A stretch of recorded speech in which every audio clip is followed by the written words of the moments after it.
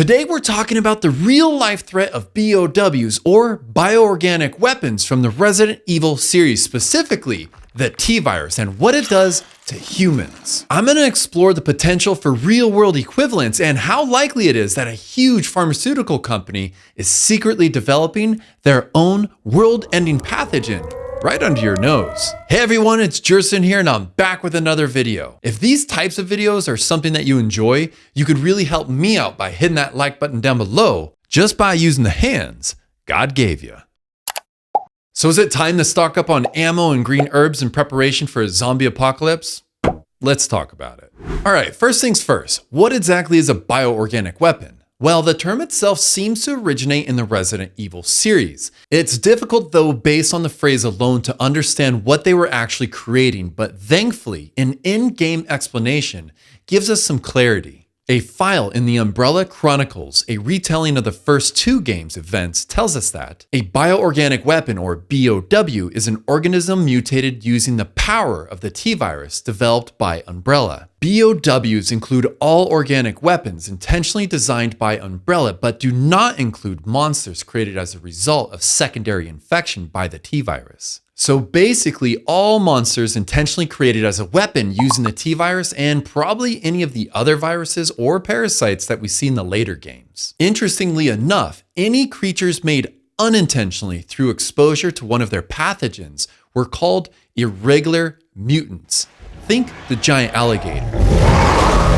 Fun fact, you might be surprised to learn that Umbrella only worked on bioweapons to fund their ultimate goal of creating a biologically intelligent race of superhumans. So let's talk about the T, or tyrant virus. The US military needed a pathogen that could be used to effectively eradicate large enemy populations, so it needed to spread quickly and have a high mortality rate.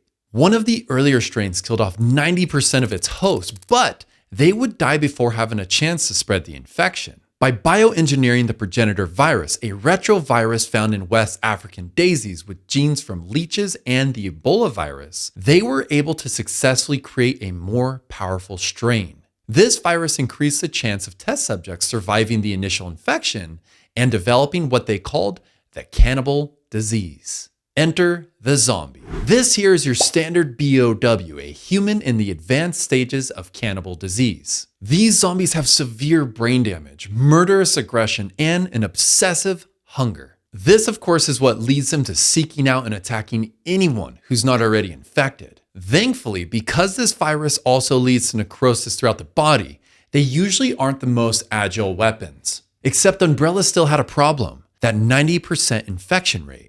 If they wanted the perfect marketable bioweapon, they needed new BOWs that could help kill off the 10% of survivors who were immune to zombification. This is what led to the creation of more advanced weapons like the MA-121 Hunter or the T-00 Tyrant, which you'd recognize as Mr. X. Okay, so we've got a virus that creates a zombie plague, among other things. But how likely is it that this or something similar is currently being developed by countries around the globe? Let's talk about some real-life bioweapons and their use over the past century or so. There have been several notable examples of a disease-causing agent like a virus, bacteria, fungi, or toxin produced from a living organism being used deliberately as a biological weapon. We'll start with two similar viruses with fatality ratios pretty close to that of the T-virus and with a similar method of transmission, direct contact with blood or bodily fluid. These are the Ebola and Marburg viruses. They have a fatality rate of 90 and 88% respectively. The symptoms start out pretty typical: a fever, headache, fatigue, muscle pain, which by the third day progresses to nausea, vomiting, and diarrhea. 5 days in though, things are pretty horrifying. That's because these viruses cause bleeding from all over the body. We're talking nosebleeds, bleeding gums, puking blood, pooping blood, becoming a bloody infectious mess until you likely succumb to organ failure. The Soviet Union actually did research on the Marburg virus in an attempt to weaponize it during the Cold War. While most of this research remains highly classified, a weapon filled with the virus was supposedly tested at a base in what is now modern-day Kazakhstan. That testing also apparently led to the death of researcher Nikolai Ustinov. You can actually learn more about this story in a book aptly named Biohazard, which was written by bioweaponeer and Soviet defector Ken Alibek. So we know that governments have absolutely tried to use some of the most horrifying viruses to turn into bioweapons, but the ones we talked about are missing the severe aggression and biting like we see with the T virus. You know what can cause that though?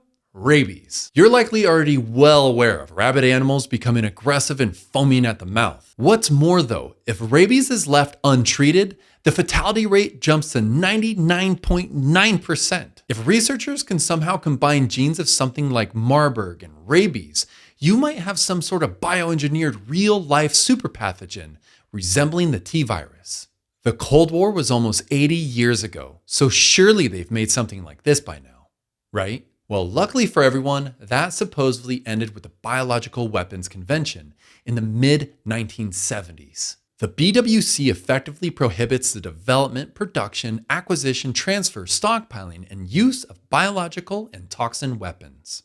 And as of the year 2024, most countries in the world have essentially accepted the terms of this treaty. That means it's very unlikely any government is actively trying to bioengineer a supervirus to destroy their adversaries. Now, that's not to say a private entity like a pharmaceutical giant might not be doing this in secret. While it would still technically be illegal for a government to use any bioweapon a big corporation created, it is possible that during a wartime scenario, a government agency might make a game-time decision to turn the tides of battle if approached by an especially charismatic salesperson.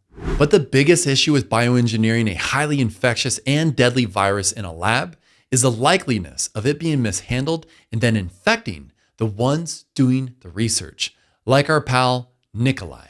Very few labs in the world even have the capability of handling a biohazard level 4 pathogen like Ebola, and these labs are expensive. We're talking about over $1 billion just to build one, and that's not even considering the potential risks. Hell, even Umbrella had several outbreaks well before any of their bioweapons ever went to market. So no, I don't think you have to worry about a bioengineered zombie virus. Probably a safer and more reliable option is for the military to continue to invest in robotics. Like, have you seen the robot dogs being used on the battlefield in Ukraine? They make the Resident Evil Dobermans look like cute little cuddly puppies. The only viruses that I'm concerned with are the ones that good old Mother Nature already has brewing out in the wild, or potentially even hidden under the ice caps, which are rapidly melting away right now. But what do you think? What monsters in the Resident Evil universe do you find the most terrifying, and which do you think are most likely to become